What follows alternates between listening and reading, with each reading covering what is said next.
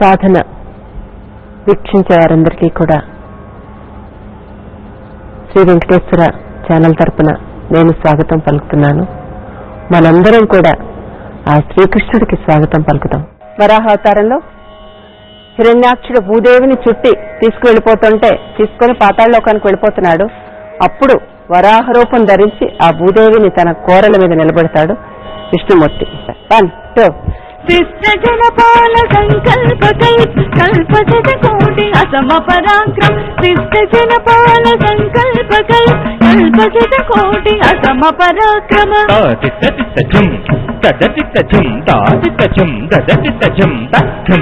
శిష్టజనపాల సంకల్ప కల్పజన కోటి అసమ పరాక్రమ శిష్టజనపాల సంకల్ప కల్పజన కోటి అసమ పరాక్రమ.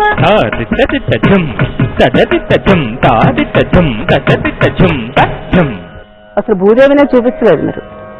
భూదేవిని చూపించకుండా నువ్వు చుట్టా ఆమె చుట్టేసింది. శిష్టజనపాల సంకల్ప కల్పజన కోటి అసమ పరాక్రమ శిష్టజనపాల సంకల్ప కల్పజన కోటి అసమ పరాక్రమ. 1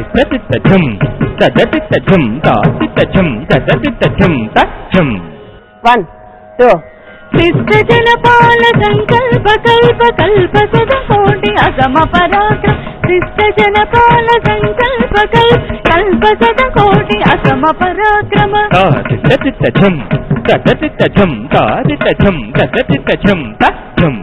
మొదట తారితరం వచ్చినప్పుడు ఇది ఒక్కటే రావాలి, తర్వాత ఇది అదొక్కటి తెలుగు. 1 2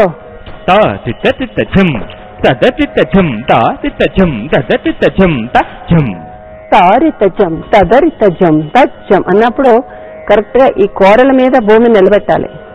ఈ ఎక్కడో ఉంటే రెండింటికి కూడా పొంతన కుదరదు. తారితజం ఒకసారి ఈ జత మాత్రం చేయి. 1 2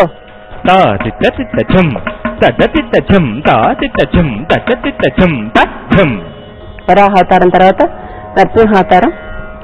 ఇది 4 సార్లు రిపిటేషన్ తీసుకున్నాం.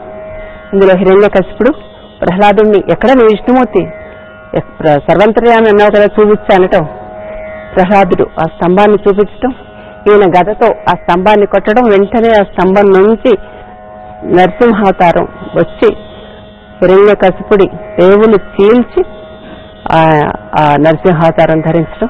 ఇది రెడీ. 1 2 శిష్టజనపాల సంకల్ప కల్పజన కోటి అసమ పరాక్రమ శిష్టజనపాల సంకల్ప కల్పజన కోటి అసమ పరాక్రమ శిష్టజనపాల సంకల్ప కల్పజన కోటి అసమ పరాక్రమ శిష్టజనపాల సంకల్ప కల్పజన కోటి అసమ పరాక్రమ.